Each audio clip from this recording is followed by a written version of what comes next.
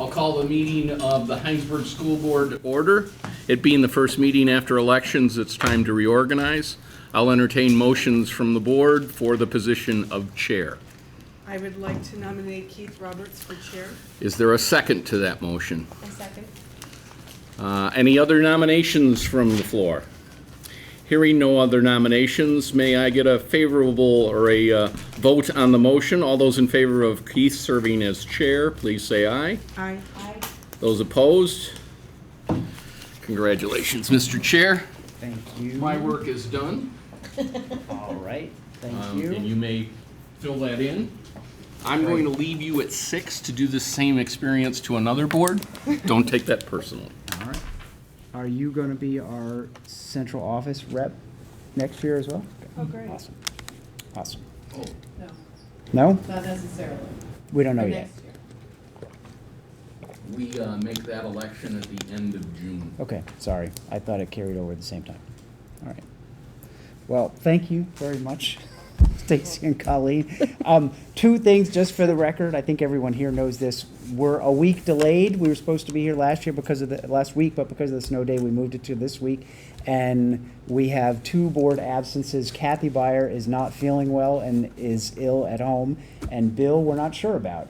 I don't think I've heard from him. Has anyone else heard from him? No. Okay, so because of those absences, we're a little hesitant to fill some of the other positions that we have, namely vice chair, clerk, and assistant clerk. We will hold off on those until we at least have the opportunity to confirm with them their interest or willingness to serve in those. I think we can at least start a conversation about filling some of the other positions. There are a number of CSSU committees that we appoint representatives to, as well as to the CSSU school board itself, which we'll get to. In this order, we have the policy committee. Is that something you've served on previously? Yes. Correct. Are you interested in continuing? Sure, I'll do that. I would entertain a motion to appoint Colleen McKinnon as the representative from Hinesburg to the policy committee. Okay. I second that. I second that. All those in favor? Aye. Any opposed? Motion carries. Can I just make a point on the negotiations? Our board agreed to leave the team in place. Yes. We agreed that at our last meeting. Yeah. Yes, so we're gonna leave Bill on the, For Hinesburg. as the Hinesburg rec to the to the negotiations committee. The facility committee, I do have confirmation from Kathy that she would like to continue on that. So is there anyone else that would be interested in that? Do you need a second? I don't think so. Okay. So I would entertain a motion to reappoint Kathy as the facility committee. Yes. Yeah. All right, second? I second that. All those in favor? Aye. Any opposed? No, hearing none, the motion carries. Technology committee, I think that's something Bill has served on. I would like to confirm that he's interested in Yeah, that we should wait. before we go. PI rep, that might have been Lisa. It had been Lisa It went moving back and around forth between me and Lisa. Is that anything that you do on a regular I basis? haven't, but I don't mind. Would you be interested in Sure. that? That would be great. Yep. That would be very helpful. Okay. Since we've been taking motions, I move that Stacy be appointed the PI rep. And you have children in Yep. school. Yep. That's a good. All those in favor? Aye. Aye. Thank you. Great, thank But you. am I the sucker here going for Nope. pie? No, no, Okay. no, no, no. Nope, We like to Nope. share the No, work. they're wonderful There's a lot of meetings. work. Yeah. and it's- They're wonderful meetings. We like to spread it around. And I show up every now and then when I have the opportunity. And then the last one is the CSSU school board rep. So I don't know how familiar you are with the governance of the various structures, but the SU has a board. Okay. And at this point in time, each of the local school boards appoint 3 members of the SU board. Last year, it was Colleen, me, and Lisa. Okay. And so I think Colleen and I are willing to serve again. We need a third. It might be something you might not want to get involved in right away. You Okay. might want to get your footing Yeah, here first. that's fine. So I was going to speak with either Kathy. We were going to speak with either Kathy or Bill if they were interested in That's filling fine. Lisa's position. Yep. So we will appoint Kathy. Do I need a motion? Colleen. Do I need a motion for this? Keith? We'll Yeah. appoint me and Colleen as the You can reps do whatever you second want as that. chair. to the Don't you need to hear me CSSU say? school board And leave we'll- one open. And we'll leave one open at least for the time being. Could you review what ones you've left open as a result What of we all have, that? what we have left open right now is the vice chair, the clerk, and an assistant clerk if we need it, and the technology committee, And one Okay. person to the SU board. and one person to the SU board. Thank Okay. you.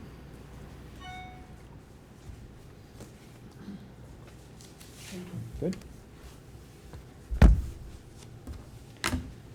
Any adjustments to 3.0, any adjustments to the agenda? I have one that Sandy emailed me about. Oh, we have to talk about the last day of school. Was it a discussion matter or an action matter? Action matter. We are gonna do action even though there's technically some slight possible change to it depending on another weather day. Yes, it's provisional based on me Provisional. not calling anybody for the rest of the year. Provisional, we will take action with the proviso. All right. So let's make that 8.3 then. Any others? All right. Audience and communications. Anything? No? Great. Just to attend and observe. Feel free. Well, we'll get there. Then I think we're at 5.0, the presentation from the 3-4 teachers. So, I just wanted to welcome all of our G4 teachers at Hinesburg Community School. They wanted to come and do this presentation for you. They've been working hard on it. And just to recap, the goal for them was to talk about their academic program. This, I think there's a little bit of data, but really you're going to get into the meat of more data that we do both at the state level and the local level at our meeting in April. So we didn't want you to get it both times, and there's so much more that they do throughout the day than just looking at data anyway. So they've really pulled together a very nice representation of what it's like to be a 3rd and 4th grader at Hinesburg Community School. So I just wanted to thank them very much for that and for coming this evening and talk about what they do. Do you want to introduce yourselves? Or? Yeah. Hi, I'm Sally Fusner, and I teach 3rd grade, and Jen Malbranche and Nancy Behun both teach 4th grade, and Carol Hinsdale and Michaela Whitman teach 3rd grade with me. We, first of all, want to thank you for the opportunity to come and sort of open a small window on what is going on in 3rd and 4th grade. We've divided up our presentation by grade level, with 3rd grade focusing on math and writing, and 4th grade focusing on reading and science. And so we're happy to answer any questions you have at the end of our presentation. 3rd grade is a real transition year, academically, socially, and developmentally. Our team name, 3rd grade, is Team Independence, and we chose it very purposefully because we feel that in 3rd grade, students really start to organize their own materials, take care of their homework, put their homework in their backpack, and really become responsible for their own learning and their own behaviors. It's a big push in 3rd grade. It's not right. It's true. They come in and say, "My mom didn't put it in my backpack," and we say, "Wasn't your mom's homework?" That type of thing. So it's a real push to try to get them to be responsible for the things that they're capable of being responsible for. One important thing that we do as teachers is on the way to independence, we really believe in this growth mindset.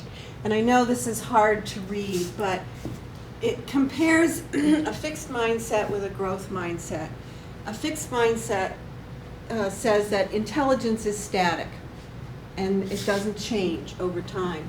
And a person with a fixed mindset, it leads to a desire to look smart and avoid challenges, give up easily, see effort as fruitless, ignore useful feedback, and feel threatened by the success of others.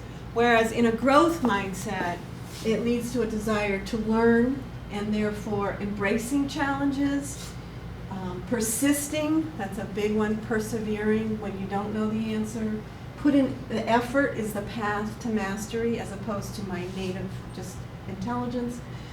Learning from criticism and find lessons and inspirations in the work of others so that it's not just all coming from you. As you know, that all the teachers of mathematics in Hinesburg have been participating in best practices of mathematics, and I don't know if you know too much about it, but we took a course a few years ago, and we've been getting professional development for the last 3 years in the classrooms, in the school, and really helping us to implement changes to a mathematics program. One of the things that we've learned a lot of research, and one of the things is that how students best learn math. One of the important things is cognitively demanding tasks. Adherence to mathematically productive classroom norms. We spend a lot of time working on how students interact with each other and being respectful and listening and asking questions, which I'll get to in a minute. Math discourse, and this is with student to student, that focuses on their reasoning, their sense making, their justifications, and their generalizations. Reflection about their own mathematical thinking, that they have time to reflect on it. And this is really, this productive disequilibrium, that it's okay to not get it. You're in the process of learning when you don't quite get it yet. So we try to really stress with kids that if you don't get it yet, that's okay. You will.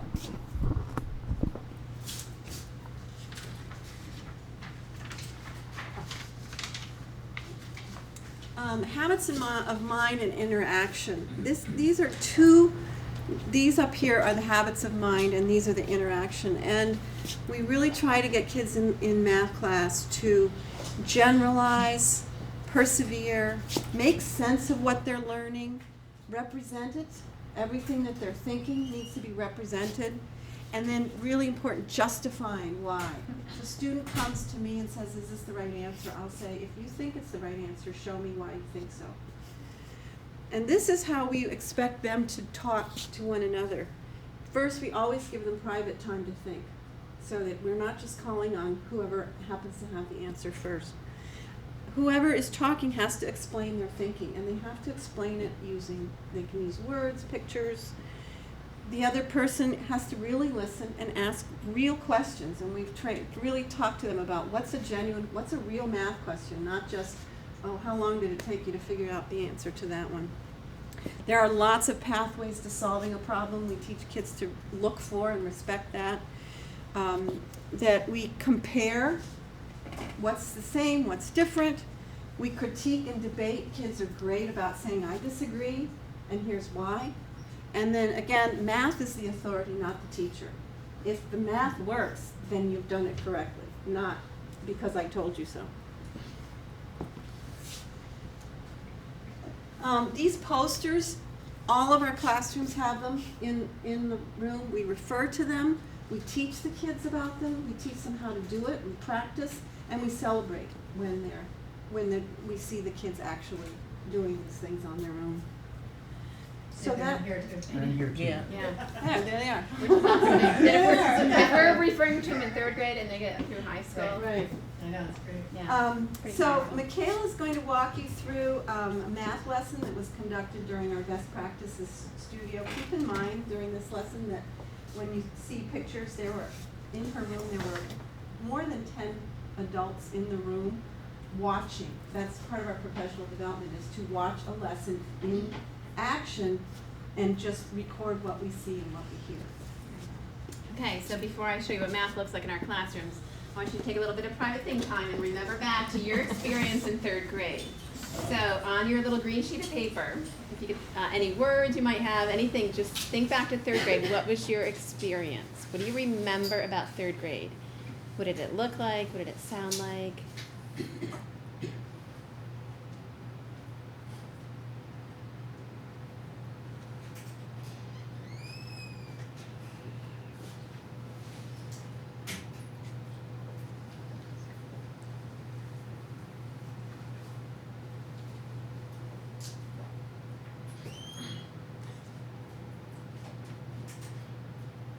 So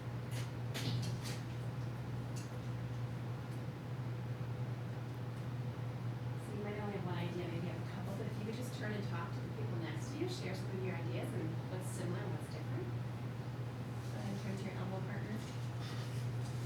Grade is when we memorize multiplication With a tables. list. I still remember that. I remember the beads, those bead things. Beads.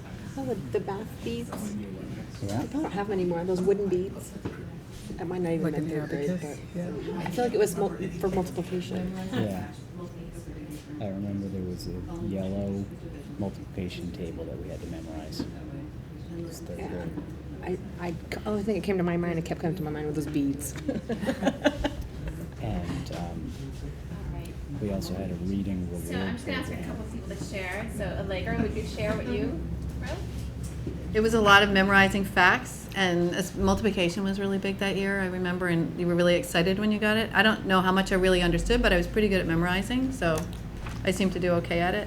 Following procedures for division, the teacher would say, this is how you divide, and so I would do that. At the time, I was really good at following directions, so it worked. And you really were listening to the teacher, and you did what the teacher said, and there was no justifying, there was no really understanding it, because you didn't need to, because you knew how to do it and how to get the right answer. And I heard some of those same ideas over here. Yeah. So this type of instructional practice that I just led you through, private reasoning time. This is what happens in our classrooms. We ask kids to think for themselves. But during their private reasoning time, they might be building. They might be using manipulatives. They might be drawing. Structuring math talk. Kids learn through talking, so we structure a lot of math talk. This was just kind of an open math talk, but we might structure partners, and you might see that in the video. And then if you notice, I was walking around, I was selecting and sequencing. We're very purposeful in what we want to be presented, what we want kids sharing. So I selected, Allegra. And then the plenary, that's when we have the discussion. Where are we going? I might go with the idea of memorizing and how that has changed. Yes, kids still do need to know their facts, but now, as Sally mentioned, the teacher's not the authority, the math is the authority. So let's peek inside a classroom. If you were to walk in any of our classrooms at Hinesburg, you're going to see a core math idea. That's our North Star. That's what keeps us focused. So the lesson that I had done was about factors. How do mathematicians find all the factors of a number? All right. So these are some pictures from a studio lesson. So in this first photo, I'm launching the lesson, and I'm showing a student's array. It's a 3x8 array, and it's from a photo I'd taken the previous day. So I just want to say at Hinesburg, we're really lucky with the technology we have. All teachers have iPads, and so when kids are building, I used to have to invite them up to the transparency, the overhead projector. I don't even know what it's called, overhead projector. And they used to have to bring all their materials and rebuild. And so you can imagine the time and kids waiting. Now I can take pictures, and we have an error server, and I can project it instantly on our smart boards. I mean, it maximizes instruction time. And so this was a day where the lesson ended, and time was out. And then the next day, we pulled up that array because we wanted to introduce the math language. The core idea was about factors, and so we needed to introduce that language. So a student, it's hard to see her there, but a student has come up, and she is justifying, and she's labeling on the smart board where she found the factors. So the lesson is launched, the new language is out there, and then I'm going to send kids off to do work. And so their directions were to go and build all the factors for 36. So in the next slide, you'll see this is their private reasoning time, just like you had, but they all had manipulatives. They had tiles, they had linear units, and they had their journals, because they were building, they were sketching and drawing, and then they were trying to build as many as they could. Then next, we get to hear what it sounds like. So in the next slide.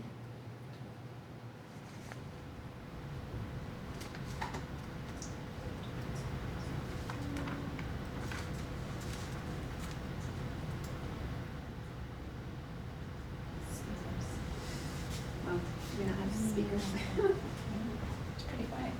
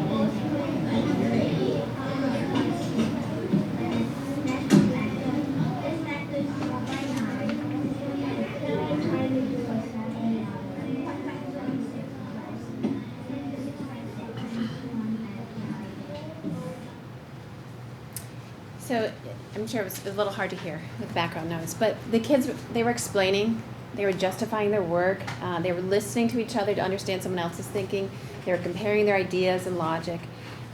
So, as Sally mentioned earlier, the math is the authority. You don't see a teacher walking around saying, yep, you're right, no, you're wrong, do it again. So they're talking there, but what teachers are doing, or what I'm doing, just like I did earlier, I'm walking around, I'm listening in for the ideas that are out there, so that when we have the plenary, I'm selecting kids.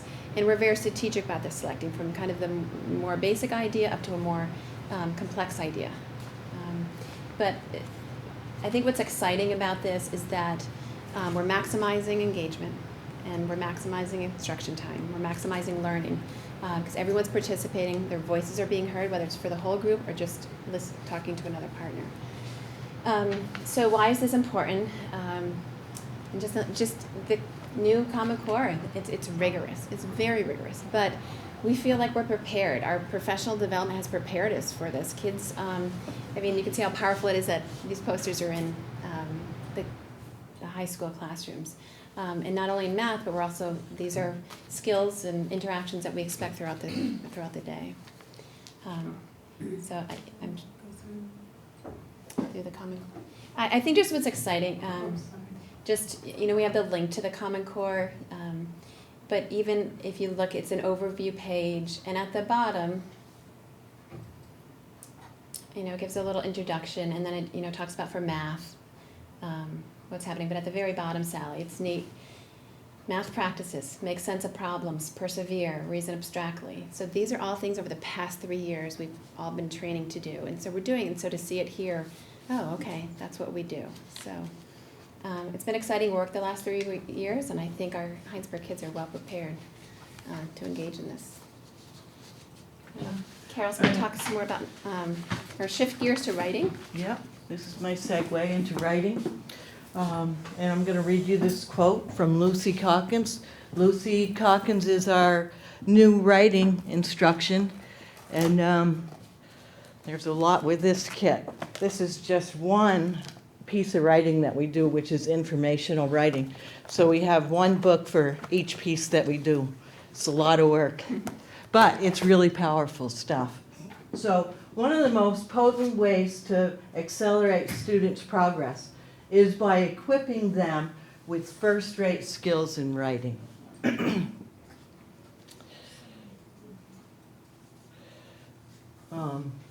Our whole district has adopted this writing program, and we've started our training about a year ago. It's really tied into the Common Core. We use academic vocabulary, mentor text, a lot of student discourse, and, a lot of the same things that we do in habits of mind and habits of interactions. One of the mentor texts that I brought today was this book that comes with the kit. And we use it to teach kids how professional writers set up their informational text. After we did this, well, we'll go on to the next slide.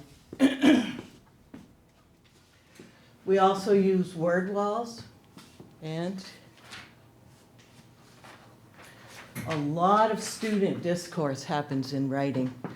Our kids will self-assess their writing, then get together with another student and talk about what they understand in their writing, what's good in their writing, what they could add or change. So I think that's really helpful.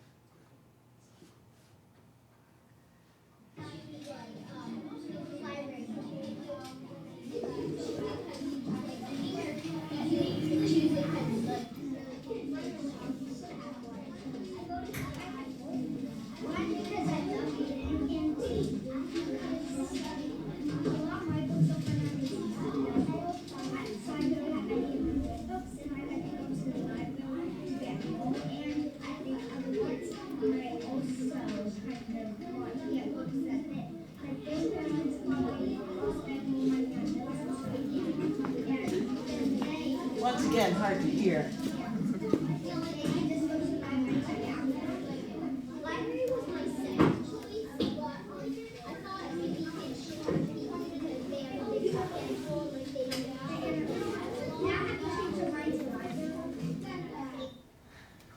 Did you hear the last part?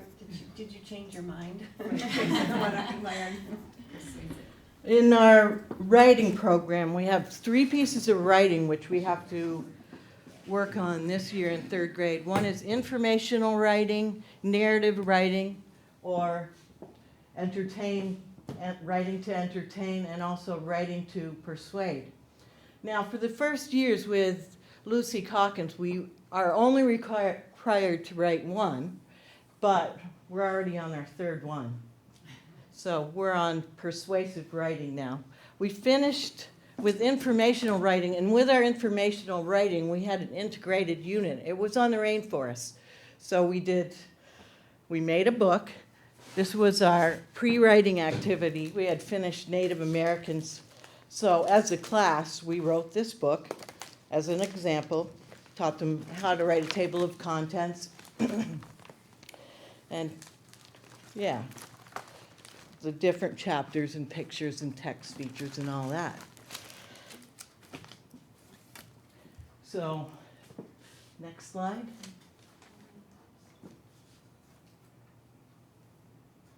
It's a tremendous amount of work to get through even one of these pieces.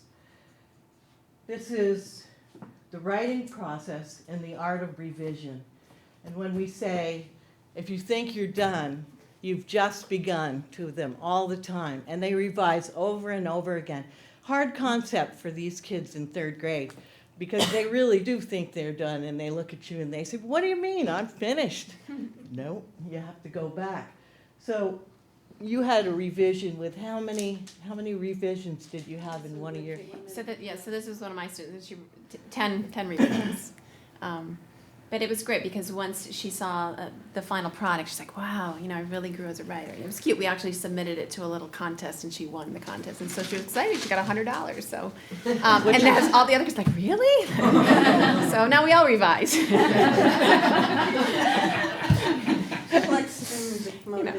that your $100, Michaela? Thank you. Oh, I should have thought of that.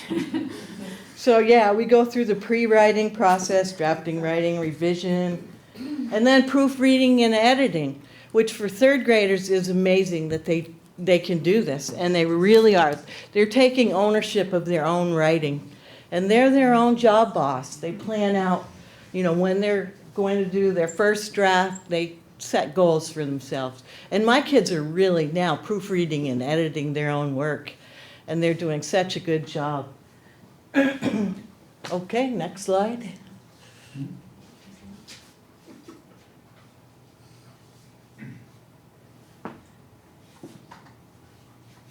These are just some goals. So, Carol, we inserted this because this was about our professional development around Lucy. So in the district, those days that we were off doing professional development with other, this was our work that we had done. And so we just wanted to kind of scroll through and share how that that time is well spent. We have that time to plan and look at our entire unit. And as Carol mentioned, we were just finishing up Native Americans, and we said, oh, wouldn't it be great to write a class book to really expose kids to the informational writing and then set them off to do their own. And So we had the day to really map it out and work together collaboratively, which is really great. And the thing is, we're all on the same writing piece at the same time, maybe not the same exact lesson, but there's a lot of equity there. So you can walk into any of the 3 classrooms, and we're doing the same thing. And I think the piece there too is much like Michaela said with the Common Core, even though the Common Core is new. CSSU has been planful enough that the materials that we've been working with align with the Common Core. So much like the literacy piece is the same as with the math. It's all fitting in very nicely. And these are our kids using technology. We have 14 laptops, and that's a bit of a problem because our students, 21 to 22 students in a classroom. But you wouldn't believe what they learned through this unit. We didn't really plan on exactly what they would learn through technology, but it just happened naturally.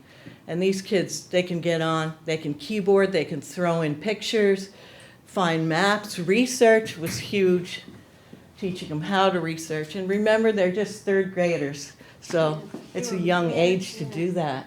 Managing files and flipping things and saving things to different file folders and learning how to print one page. I mean, it was phenomenal what they learned. Yeah, and I think they surprise us because we go to the lab weekly. We have a lab, there's 25 computers in the lab. And so that's usually our routine, going to the lab. And Jessica Wilson's wonderful. She meets with us every Tuesday at lunch, and we're planning what we're going to teach the kids technology-wise. And then when we talked about doing this writing to inform piece, we thought, 63 3rd graders typing reports. Can we do it? And she's like, yeah, you can do it. And, start using the laptops. And so using laptops was pretty new to us, and we didn't know, all right, how are 3rd graders going to handle them? And, of course, you can imagine. I mean, they were showing me what they could do. It was a bit of a nightmare. It was great, because at first, Mrs. Wynn, and then they weren't asking me, it was like, okay, what do you do? Like, how do you find this? Oh, I found it, and it was like wildfire. And so, I mean, it was just amazing that these kids could, Yeah, it was. what they could do with the computers, which is exciting because I know we just had an in-service looking at the SBAC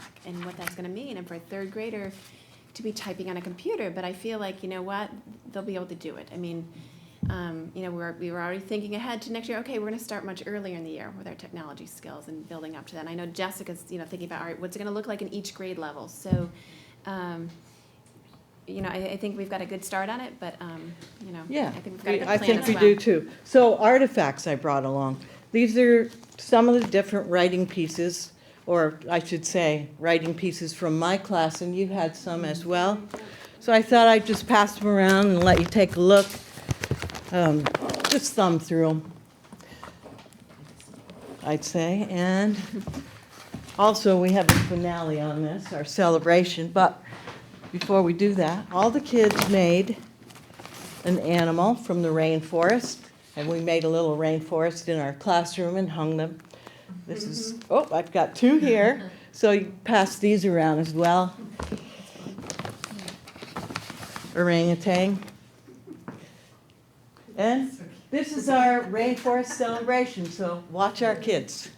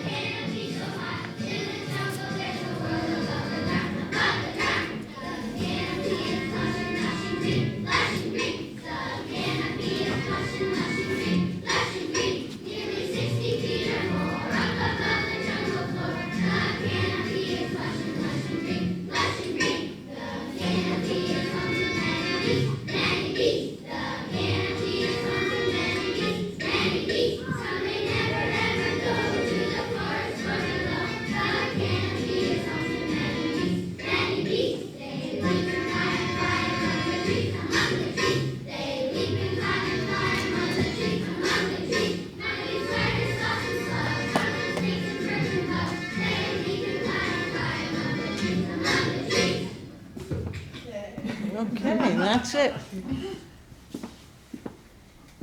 Is this what we start dancing This to? is right. And then they're so prepared for fourth grade. I know, now I know. Our next slide is actually about data, so there is a lot to sing and dance about. Can you be my data person?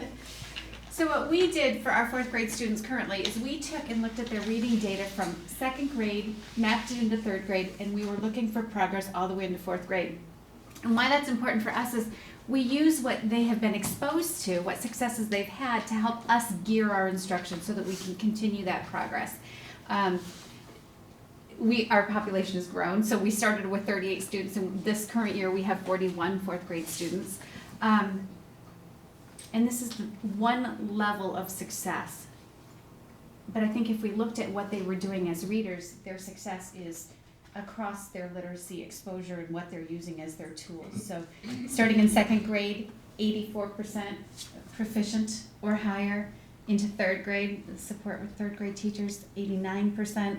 And this year we're dealing with 92.7% students who are meeting or exceeding our standards. And it takes a team. It takes all of the people who have given them the extra 30 minutes in the morning before school or after school. It takes the parents who are contributing to that, and it just takes, really good drive and dedication from the staff and the students to get there. Oh, that's good. Next slide. Reading takes us across all curriculum areas, whether it's science, it's social sciences. We are constantly linking it back to high quality, dense literature because they're wrapping their minds around it and it's exposing them to their world. So reading as a passion, reading because he wants to read, individually chosen books that they select. You want them to be motivated. So it's individual reading. Here are kiddos who have taken different books. They've come together as a group, they've discussed it, they break apart. They think of questions and vocabulary words, and they will come back together again at the end of a reading workshop. And then 3 kiddos who are working in a guided reading group, and they're really making some connections. It's historical fiction. We have one historian in the group. He's able to go out and grab some more research to back up what they're reading in this story. Another one is key on vocabulary. And they come together and they bring all of their expertise to sort of eat up that book, devour the literature. I've linked Common Core standards. You can check them out if you want. Again, something that's guiding our instruction, keeping us focused on what we want our kids to meet and exceed. I don't know that we need to go to the links. Are you familiar with Common Core? Yeah, I think let's go to the next slide. This is our integrated unit. This is where geography, reading, readers' theater, add a little drama in there, music and dance. The 2 fourth grade classes divided. We each took on 2 plays. Icarus.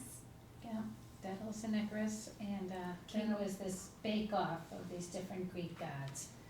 King Midas, the Golden Touch. And it's amazing when you are exposing kids to ancient Greek and the stories, how they're weaving this understanding of even current literature. We used it a lot with vocabulary and the Greek roots of words and helping us understand words that we have already adopted in our own language. So the legacy of the Greeks lives in 4th grade.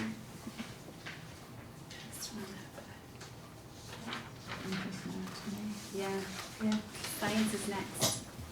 Okay, so I was asked to talk about the science, and it's a few folds in our science now. We still have the inquiry skills that we've been working on, and also the science content that each year builds on the previous year. That part of our instruction has been based on the grade expectations from Vermont. And that feeds into our science kneecap that we take in May of 4th grade, also again in 8th grade. So in those skills, we work on making predictions and justifying our predictions. So here we come back to the same habits of mind with justification. We need to collect data and organize data and then use our evidence and our conclusions. And there it comes back in. We use our evidence in math, we use it in reading, we use it in science. And these skills, they just they know what they need to do. It's right back in it again. They sit and they discuss their results. They work together as partners, and they're being really curious. So all of that just keeps building. We use our science notebooks to record our information and to evaluate it and to share our ideas. And then, why do we think? We have science meetings in the beginning to what information do we know about this topic? So we can start having kind of a popcorn out discussion of this topic so they can begin to be thinking before we actually start it. So all of that's been going on. And that's what we've been doing. And we have to keep doing that because we're giving the science kneecaps until at least 2016. It could be longer, we're not sure yet. But in the meantime, we're bringing in the next generation science standards. You can go to the next. So I've been serving this year, and I think it's next year too, but on our science district team. So we're meeting monthly to start getting into the new science standards. These are being adopted by way more states than I think, I'm not exactly sure. I think it's in the 20s now. But anyways, than just NECAP, which has been only 4 states. So now we will have standards that are much more nationally recognized than we do now. The big twist is the engineering component. So now we are giving up or tweaking the scientific process, and we're going with the engineering design process. We are now having to include engineering standards at every grade level. So this is a whole new set of professional development that we're going to be embarking in, and that I have been on the committee working on going through standards, and how does this change, and how am I and all the other teachers still juggling all the Vermont GEs, because I have to do the kneecaps for at least 3 more years, but then bring in the next generation standards, and technically whenever we change over in assessments, of course I'm going to be ready with my students to do that changeover.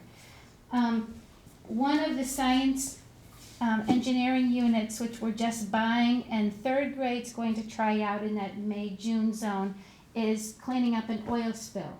It links in with their habitats and their ecosystems. And so now what do you do when your habitat has an oil spill, and then how do you clean it up, and what effects does it have, and that whole designing. 4th grade is going to be building solar ovens. And we're doing it like in that May-June. I hate to say it, but engineering's not on my kneecap, so I'm saving it to do it once I'm getting ready for my kneecap. But it's to get into the whole engineering design. So once you go through these lessons and you're talking about, we've taught light. So these units do not include the science. You've got to have taught the science, but then now we use those skills that we've learned in science, and how can we use them to solve problems in Africa where they're running out of their natural resources. That's the situation. They can no longer keep building fires, and we're talking about sustainability, and we're talking about green technology, and they've come up with solar ovens. And then now you're going to be building solar ovens and using your resources and designing.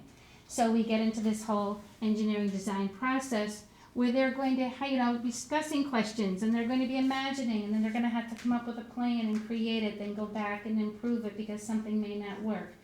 So every grade level is going to be including, I think it's about 3 engineering standards per year. And being on this committee, I've been hearing, now meeting with the other schools, teachers in the other schools, and hearing about these kits, which are put out through the Museum of Science in Boston. And they really are thorough. I mean, it's about 30 lessons in here that really delve into it. But so this part of science is great and exciting, and it's going to meet all these great new ideas and really having to brainstorm. But now we need to really start focusing on, okay, how are we going to get all the teachers trained into doing engineering? Because that's a whole new component. I go these monthly science meetings, and that's part of our agendas. I know there's at least a few moments in the in-service in August that we're going to start planning out. How do we get everybody to start getting on board so that next year, hopefully, everybody will be trying at least one engineering standard for one unit. So, science is exciting, it's fun, and we've got all these new standards that we're trying to coordinate it while we keep up with the old ones. So, that's science. And I'm actually ending with a little conversation around our Be a Star. However, it kind of encompasses everything we've done. From the start, the very first day of school, establishing classroom expectations and rules and goals and hopes, building trust, sharing roles and responsibilities within the classroom, and it just carries through into all of our curriculum areas. And so it's a common term, the Be a Star, or it's a common phrase. I think all of the kids can recite it. We recite it every morning as a whole school. But it's really important to just keep acknowledging the students for what they are doing. Thank you for including that student. I think you showed that they belonged, Acknowledging, I think it takes it back to acknowledgement. We, for the month of February, decided to challenge the kids to have 100 acts of kindness per classroom. So if you walk down to the 3-4 wing, there are these chains that are dangling, and it's not just hundreds, it's 500 or 600 acts of kindness that we did within that 1 week time. We are now extending it out. We have belongings. I have my chains of belongings where students are now acknowledging each other when they've done something to make them feel included in an action. So watch out, ladies. The chains are changing colors, and we're going to start displaying them out in the hallway. My class was also incredibly fortunate that we received our 1,000th star, because by receiving them from classroom teachers, specialists, servers in the cafeteria, everybody's passing out stars to acknowledge those appropriate and positive behaviors, and we celebrated with our 1,000th star celebration. Cookies, recess, fun stuff. And all of this, whether it's the curriculum that we've addressed, social, math, sciences, reading, literature, it all takes us back to our overall goals for the district, and that's our final slide. Something that's very familiar, you're seeing it in all of the schools. This is where we want our kids to be. So hopefully we've given you that lens on how 3-4 is contributing to these lifelong learners and be inspiring our future leaders. Any questions? Thank you. Thank you to all of you. I want to apologize for. Then I was Being going to late. start over for you. You ever had one of those days? I've had one of those days, so. We're glad You're you're here here. now. Relax. We all do what we can. Relax. It's all right. Actually, I missed the presentation, but I did have a couple questions, okay? And after we had the 1-2 presentation, which was great, I thought after I left, I thought, got a couple questions I didn't ask, so. Maybe you went over some of the stuff, but one I really wanted to have is what support do you think that the 5 of us could give you? Maybe this is a hard question. That we could do to help you folks in the classroom? Is there anything that you feel like we can't give it to you, but you need more of, less of, resources?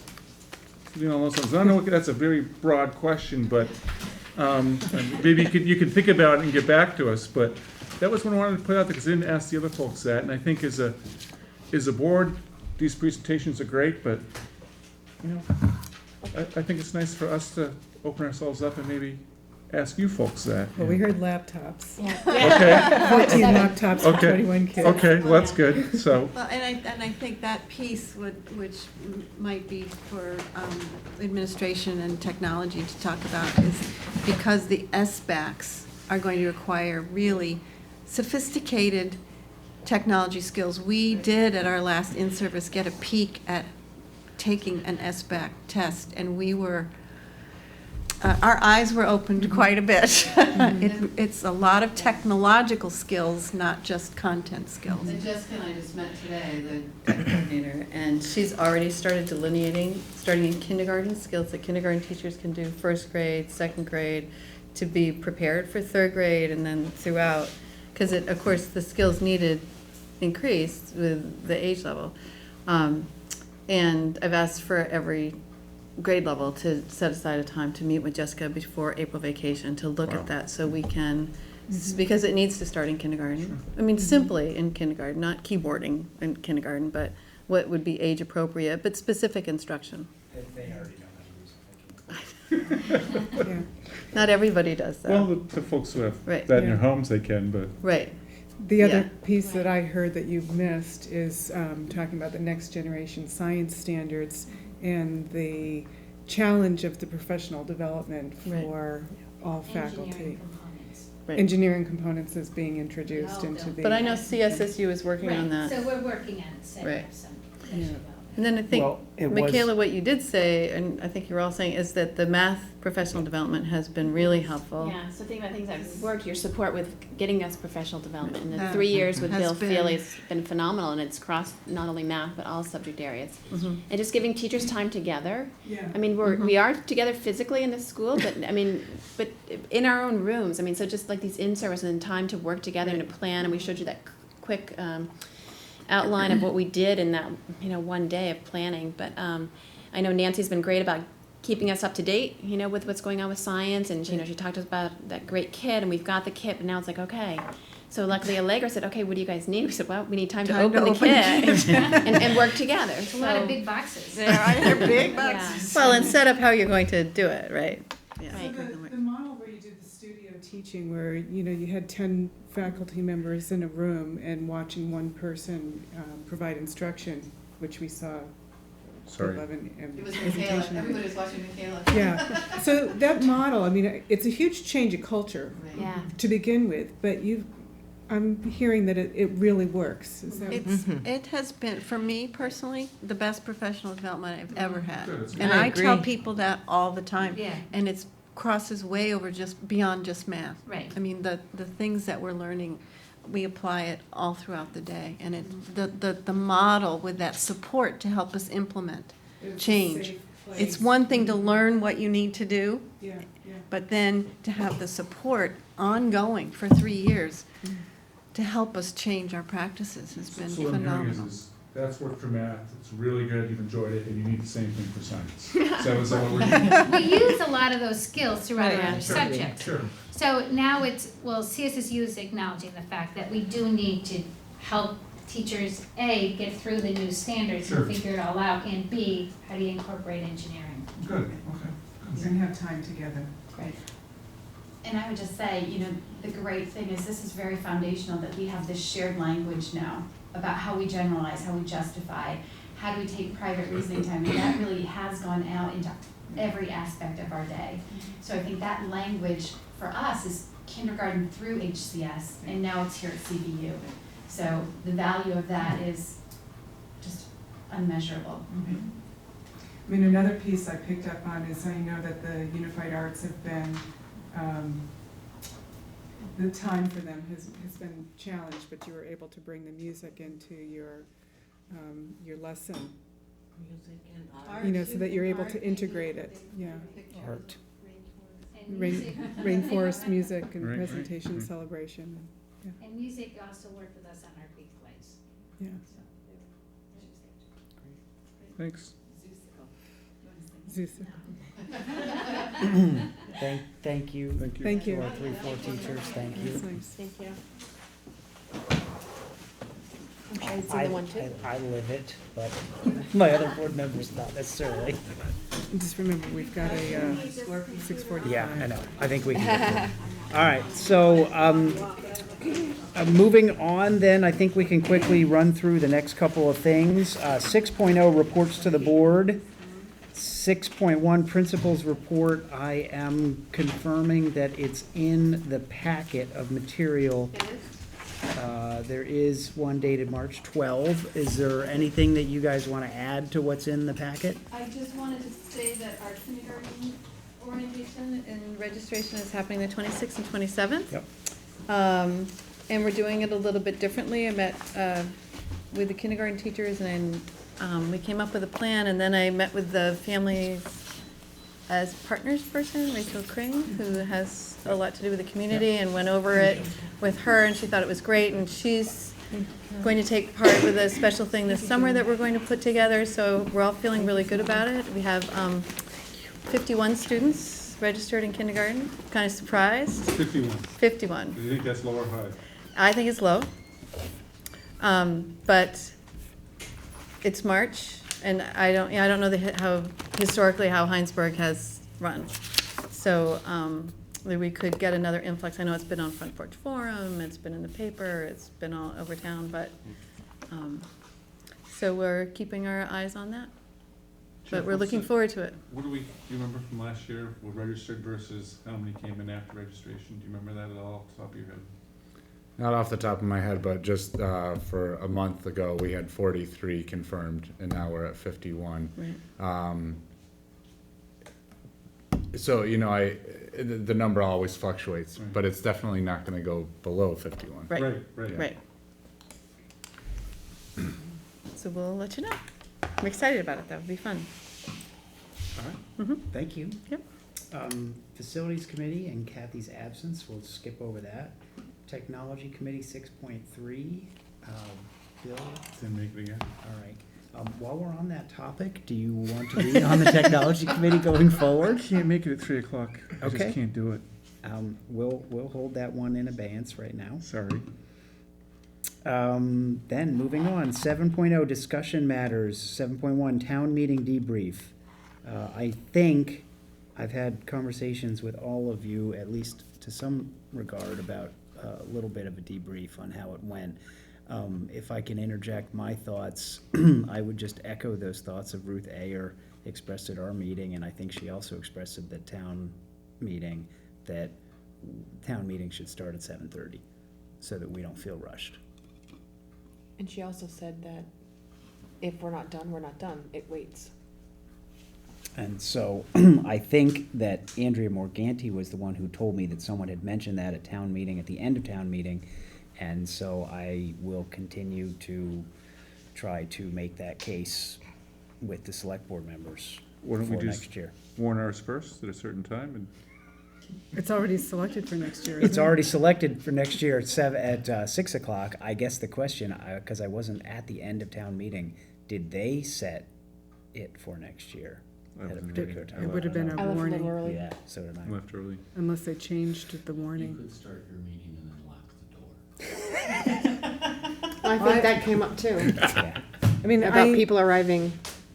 I'm really sorry I missed the meeting. I was snowbound, so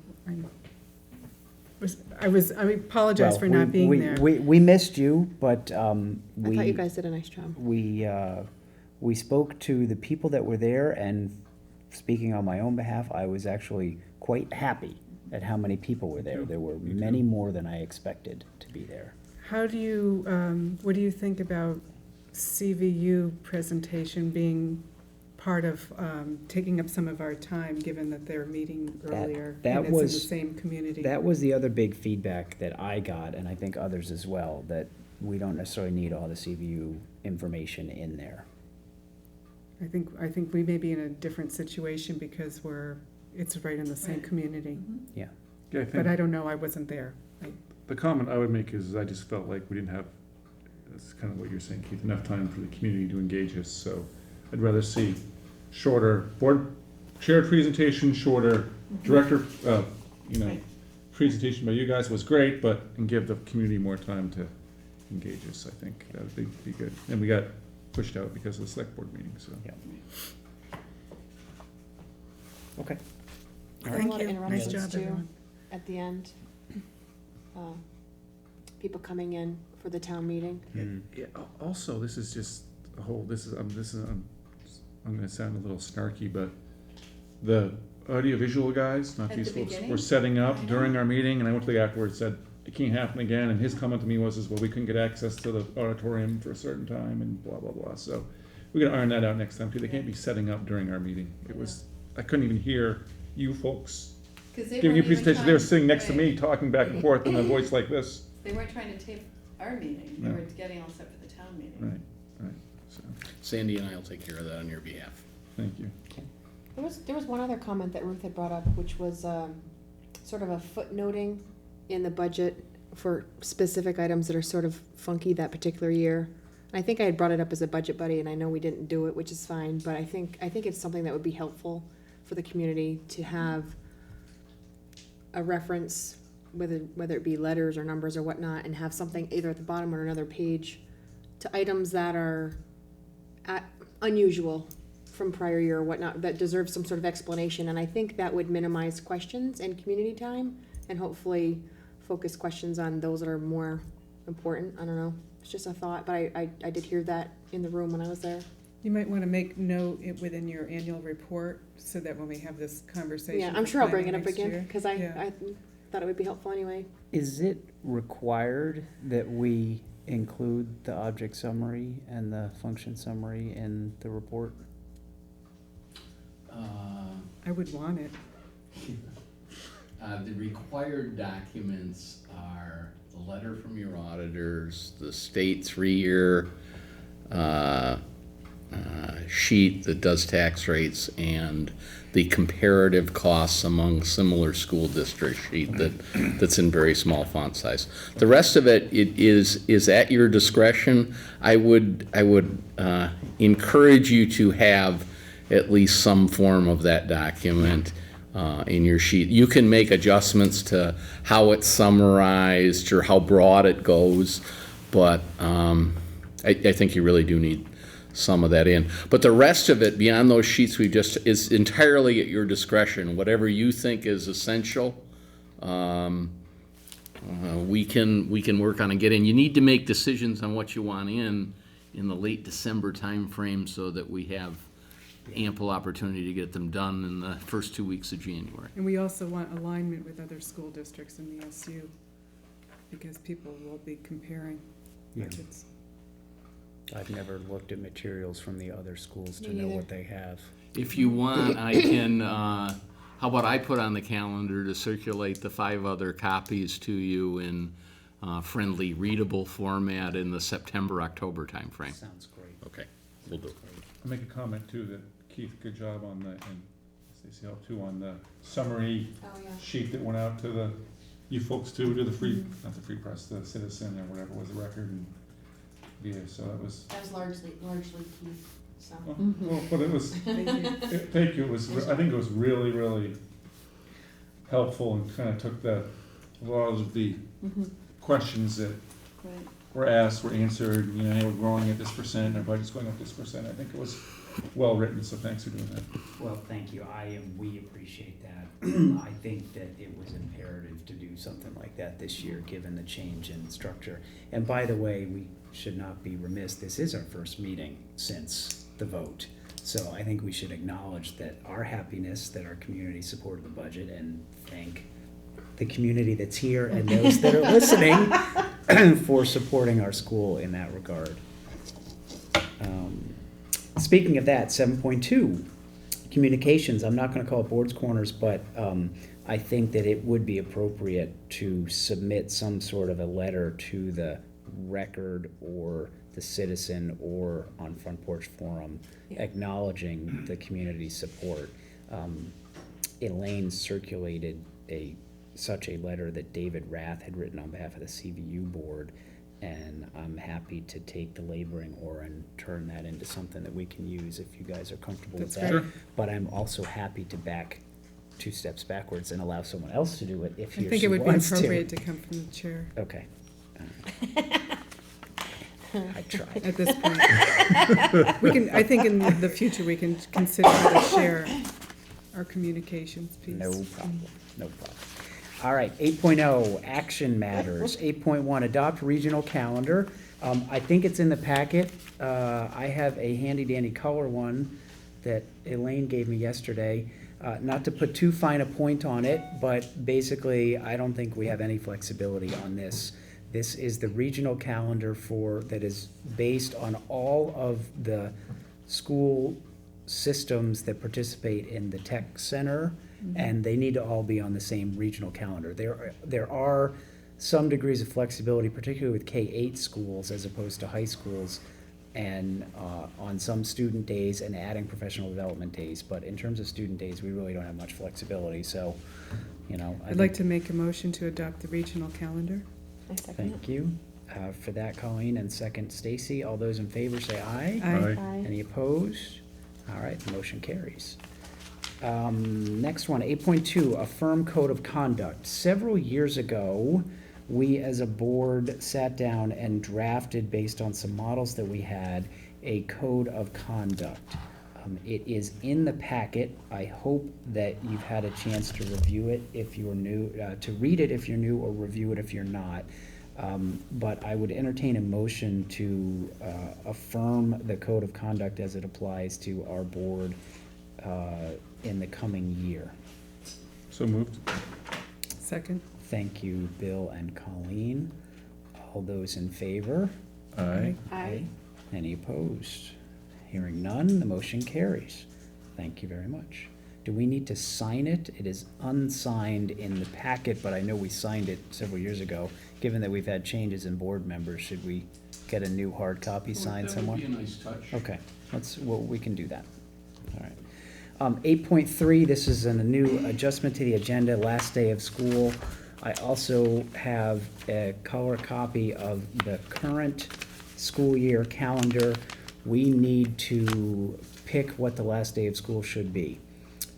With the calendar as originally constructed, the last day of school would be Monday, June 16th, if everything else stayed the way it was supposed to.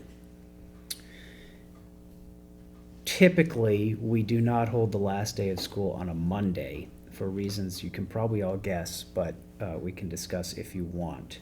So if everything stays the same, it would And make. this is a student day. Student days, yes, I'm sorry, student days. The last, if no further student days are canceled, then the last student day would be Monday, June 16th. So we have the flexibility, based on the number of student days we have, to eliminate that one day and have the last student day on Friday, June 13th.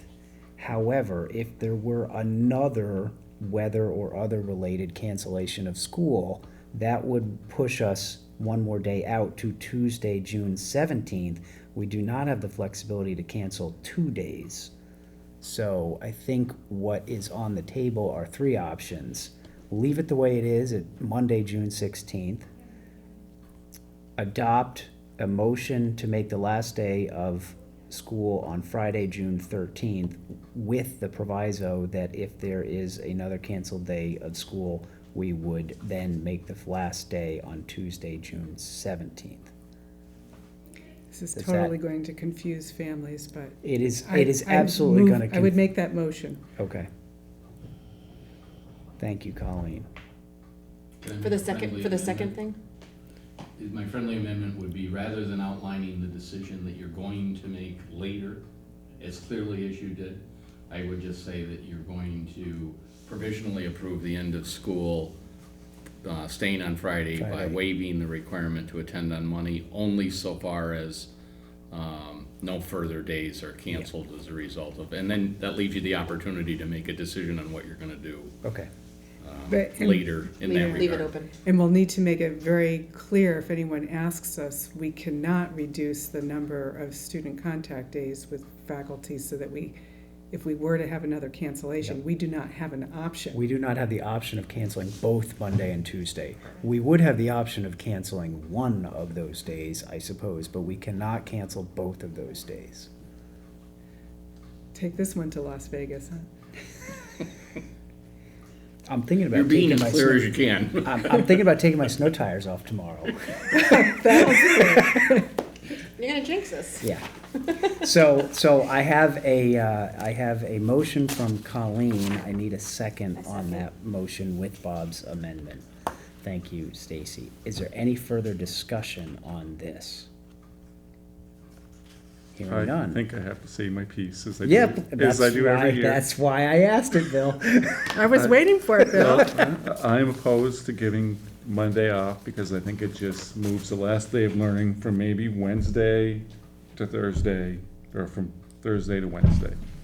I feel like we have so many student days that we are contracted to give to the community, that the teachers are contracted to teach, and I just think like we're just losing one day of learning, and it seems like we lose other days of learning during the year due to other things, so I will not be supporting this, but I said my piece. When is graduation? My guess is it's on Thursday, June 12th. I would want clarification from Bob. I know that the 175 day is the magic number, and typically, once the 8th graders don't graduate, they don't come the following day, so would that put us in any sort of? No, traditionally, schools take advantage of the latitude within the rules, the education rules, Okay, such that once 8th graders graduate, they're not asked to come back on Friday. so then, But the rest of the school does, and it does count as a school day, though you don't have 8th graders in attendance. okay, so I would say yes, most likely it'll be on Thursday. So would that mean 8th graders would miss Friday and Monday? If school was held on Friday and Monday. But we yes. always coordinate with CVU as well, because of the families and not They could conflict. potentially miss Friday, Monday, Tuesday, if we were to have another No, well, event. then I would do something with graduation, so that it wouldn't be on the Thursday. If, Because it would be weird for kids to graduate and then come back to school on Monday. Oh, yeah. Oh, They're- yeah. they're Oh, checked yeah. out. No, Oh, they're yeah. gone. They're not. Oh, yeah. no, they're done. we would not. We concur on adolescent attitudes at that point. They're not- then there's We gonna be love no- them, but we don't That would want not be a them. learning day. Yeah. Okay. So the motion on the table is to approve the last day of school on Friday, June 13th, subject to revisiting that if there is another canceled day. Yes. All those in favor? Aye. Any opposed? Any abstentions? I will abstain. I don't know what that means. It means you're not voting? Yes. I guess I'm abstaining. I'm not comfortable, based on what Bill said. All right. I think the motion carries. Yeah. Okay. I didn't vote, so I'll vote in favor. So we have 2 yeses, board, you can vote. no noes, and 2 abstentions, and we have a quorum, so. Correct. Yes, you are correct, it Yeah. carries. Yeah, all right. It's a soft carry. Yeah. A soft I'm carry. just- I'm Are you using Vegas language right now? Am I bad to pay for another snow day? No, I'm just kidding. all right, 9.0. You still have to do the second half of 8.3, which is We're late for our executive session. Yeah. the staff days. Oh. The staff that I calendar missed. Could moves. you help us set that up Yes, the then? staff calendar will have your staff in, given the current 2 days, through Wednesday. I had Tuesday, It's Tuesday, I one day had after. Tuesday in my mind. How many snow days have we had? 3? 3 of them. 1, 2, 3. Yeah, Tuesday is the last day Unless, for For staff, faculty, For faculty. and Okay. that is not waived. So I need a motion to that effect. So moved. Thank you. Bill, second? Second. Thank you, Colleen. All those in favor, say aye. Aye. Aye. Any opposed? No. The motion carries. All right, I think we wrap up quickly. 9.0 consent agenda, some minutes and director's orders. I need a motion to approve. So moved. Thank you, Bill. Second? Second. Thank you, Colleen. All those in favor? Aye. Any opposed? Hearing none, the motion carries. Director's comments. Anything? Anything? No, just thank you to our administrators for putting together a great budget and all of your work going into that. Thank you. I would echo that, and because I was very remiss at the beginning of the meeting, welcome. Oh, thank you.